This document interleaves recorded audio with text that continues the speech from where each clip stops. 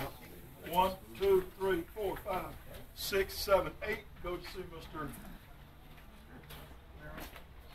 1, 2, 3, 4, 5, 7, 8. 2 of y'all go see Mr. Blankenship. The rest of y'all come with me. Good.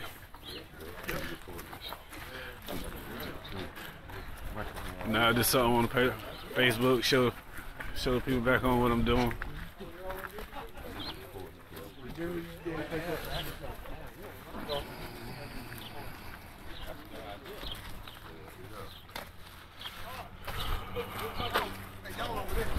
Oh shit.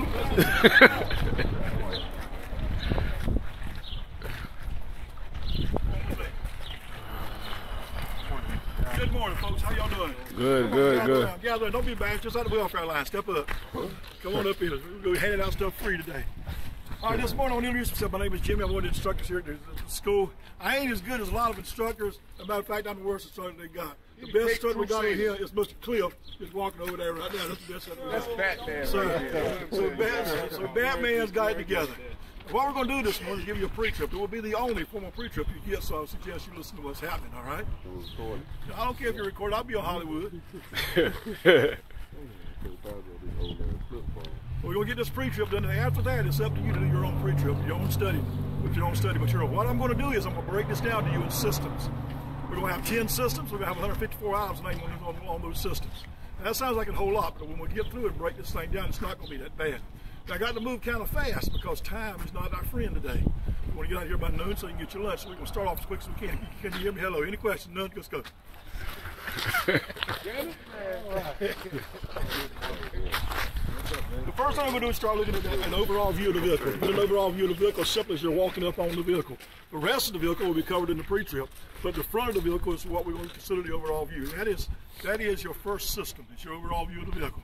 We're going to make this thing from left to right, right to left, top to bottom, bottom to top. That way it'll be like you've did things all your life. You've always read left to right. You always look at things from bottom up. You check out women from bottom to top, top to bottom. I don't know how you check them out, but check them out some way. So if you start in the middle and work your way down, personally I start at the bottom, work my way up. I like the feet. That's right. You work your way up, player. Now we're going to check things out. Now look in. I'm going to run this down to where you can understand. If you speak country, I'll talk to you like this right here. So you understand everything that's going on. Don't self-promote. For all you brothers, you know, like I can run that down to your homeboy where everything is. Come on, dog. We can do that too. No, we're going to run this down to you real quick.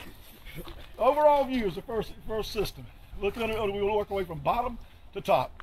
Overall view, looking underneath the vehicle, we're looking for 4 things. There's 4 leaks. Those leaks are power steering, water, fuel, and oil. Say that after me. Power steering, water, fuel, and oil. Power steering, water, fuel, and oil. What are the leaks? Power steering, water, fuel, and oil. We got that, right? So far you can pass the test, can't you? All right. Now we're going to keep walking our way up the vehicle. Bottom to top. Next thing we're going to work our way from inside out. Headlights, marker lights, and turn signals. The marker lights and turn signals are turn signals when the turn signal indicator is on, right? They become a turn signal.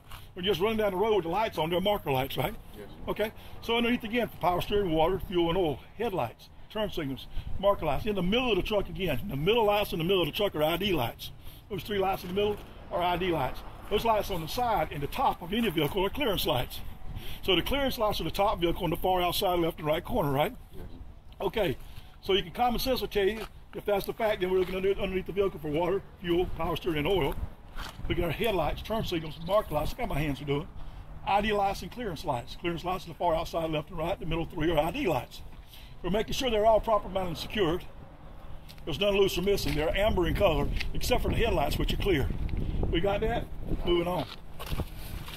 We're going to raise the hood on the truck and start inspecting the engine. To inspect the engine, you got to sound off at all clear anytime you raise the hood on the engine. Anytime you close the hood on the engine, you sound off at all clear. And you never raise a hood with the engine running. Ever. Never. So there's retention straps on both sides of this vehicle. Rubber retention straps. On a Volvo, it's just like on a car when you pull the handle. Okay? It's like on a car when you pull the handle. Now, I'm going to reduce those retention straps.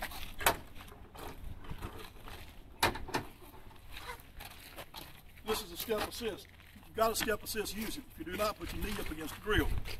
Both hands on the hood. In the secure pocket, down, Secure it with your other hand and raise it down. Sound off it all clear prior to that. All clear, raise it down.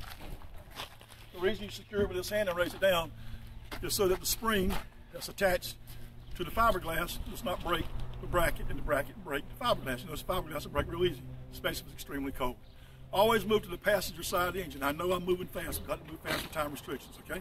If I move too fast, it'll slow me down. All right? We're going to make this real easy. Move to the passenger side. The first thing you see on the passenger side, this is going to be a system from bottom, top, left to right. Remember that. Bottom, top, left, right. Bottom, top, left, right. Or top, bottom, right, left. In this case, the first thing is going to be the charging system. What is this system? Well, the charging system consists of three components. There's the wiring harness, the alternator or the generator, and the belt. How many parts it consists of? Three. What are they? Wiring harness, charging system, the alternator or generator, whichever one it is, and the belt. Now that you know what each that system is, you know what the parts of that system are. Now let's go back and talk about each one of those parts. We're going to talk left to right. That makes it easy, right? Makes it easy to remember. You don't forget anything that way. We're talking about the harness. The harness is proper mounted secured, right? Always say proper mounted secured. There's no loose or missing bolts. Anything that has a bolt on it, you have to mention the words loose or missing bolts. That makes common sense too, right? It's not frayed, it's not torn, it's not worn. The wires are not stripped and they're not broken. Do you have to say all those words? No, but a few of them. Okay? The alternator or the generator is proper mounted secured. There's no loose or missing bolts and there's no damage to the alternator or the generator. The belt is proper mounted secured. It's not cut, frayed, torn, worn. And when depressed, it can be pressed no more than 1/2 to 3/4 of an inch. Depressing is another way of checking the tightness of the belt. This system, the alternator, consists of three parts. The belt is a separate part from the alternator, but without the belt, the alternator would be no good with it. So therefore, it becomes a part of the component system when they both combine together. So once again, real quickly, what system is this? How many parts it consists of? Three. What are those three parts? The wiring harness is properly mounted secured, no loose or missing bolts. Anytime there's a bolt, you got to mention the fact it's loose or missing. The wiring harness, just by common sense, you would know it's not frayed, torn, worn, or cut, or damaged, right? It's common sense. The generator or alternator is properly mounted secured, no loose or missing bolts.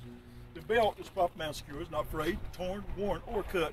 And the belt, when depressed, will depress more than 1/2 to 3/4 of an inch. Now, this system by itself is no good without the belt.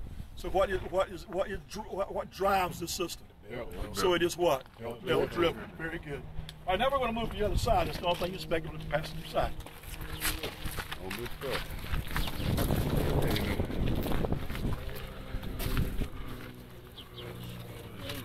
right, we're going to start by system again, from top to bottom, from bottom to top, left to right. Is that making sense to you? Yeah. All right, good deal. Now, the next system we're going to talk about is our coolant system. The coolant system is the top. We can work our way down. The coolant system consists of three items. There's the coolant system reservoir, the water hoses, and the water pump. The water pump is this blue item right here. The coolant system consists of three parts. The coolant system reservoir, the water hoses, and the water pump. It's this blue part right here. Now we know what the component of what the system is. Now let's talk about what the parts of the system, which we know there's three parts. Now let's talk about what we're looking for in those three parts. On the coolant system reservoir, we're looking to make sure it's clear in color. It may be pink, blue, green, orange, yellow, or it could be clear. As long as you can see through it, it's considered to be clear. Can you hear me? Yes. Okay? What you're looking for is to make sure it's clear in color, it's properly mounted and secured, there's no loose or missing bolts, it is to the proper level. If it was not to the proper level, I would add fluid to the proper level. And the coolant system reservoir is not leaking. Anything that has water, grease, oil, or air is subject to what? Leak. So therefore, anytime you talk about any part of this vehicle that has any of those parts, you always mention the fact that it's not what? Leaking. And the next system, we're going to do the same system, but yeah, we're going to talk about another component of that system. What is the second component of that system? The hoses. The hoses. See how simple this is going to be? It's going to be simple, ain't it? Ain't as hard as you thought it was, is it? No, sir.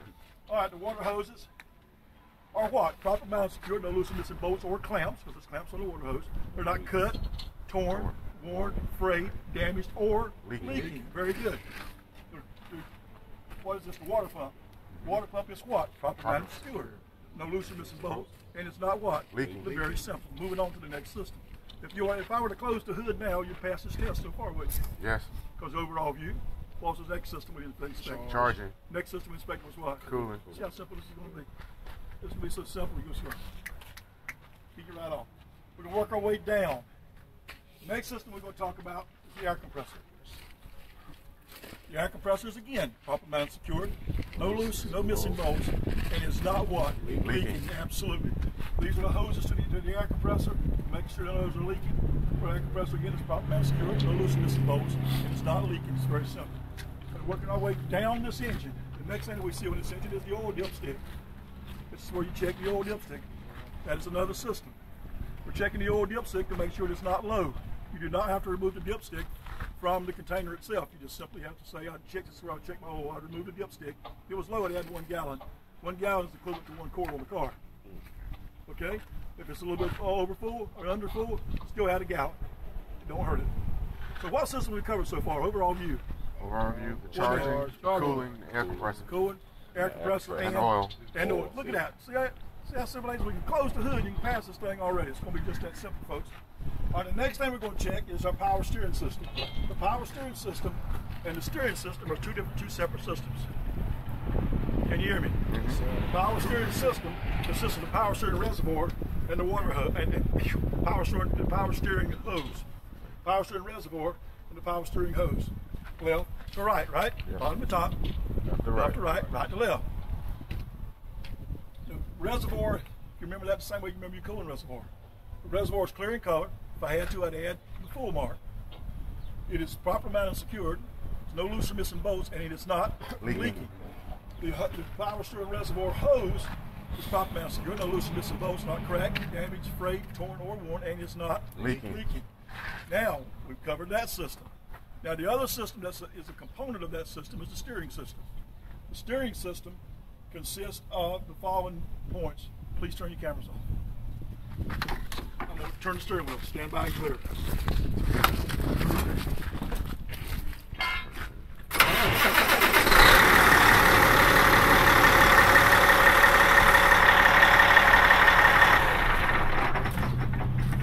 All right, turn it back on. The steering system itself consists of the steering rod. We're going bottom to top, left to right. The steering gearbox, the pitman arm, the castle bolts and Carter keys, and there are 3 of those. Remember that statement. The drag link and the tie rod end. Now that we know what each one of those components are, let's talk about each one individually. Let's go back.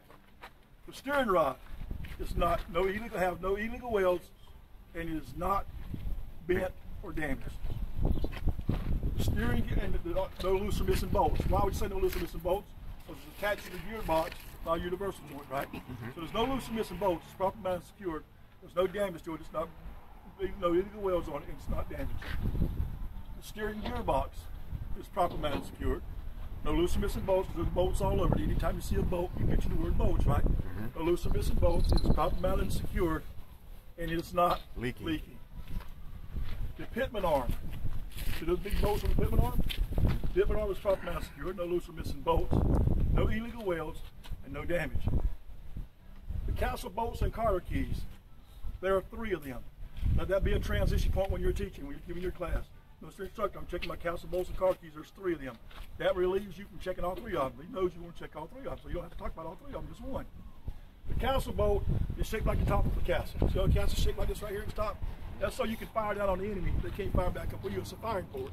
Turn that sideways, put tread in it, it becomes a castle bolt. Can you feel me? That's why they call it a castle bolt. If you put a Carter key inside that castle bolt like this right here, then that castle bolt's not going anywhere. Okay? So, the Carter key and castle bolt are present. The castle bolt is not missing, nor is it damaged. The Carter key is also present, and there are 3 of those, and I will check all 3. Remember to say that. The drag link is properly mounted and secured, no illegal welds, and no damage. The tie rod end is properly mounted and secured, no loose or missing bolts. That's simply all you have to say. What system is this? Steering. What system is this? Nope. Power steering. Power steering. Power steering consists of how many units? 2. What are they? Power steering reservoir and the power steering hose. The steering system consists of 1 what? Steering rod. 2 what? Gearbox. 3 what? Pitman arm. 4 what? Castle bolt and Carter keys. There are how many? 3. Then what? Drag link. And then what? Tie rod end. Very good. Let's move on to our next system. Next You're system is the suspension system. Look at your suspension system. What, y'all running from me? What's going on? I didn't fart or nothing like that. What are you looking for? It fell to nut. I know what he's on with a white dude in this crowd. I just figured that out.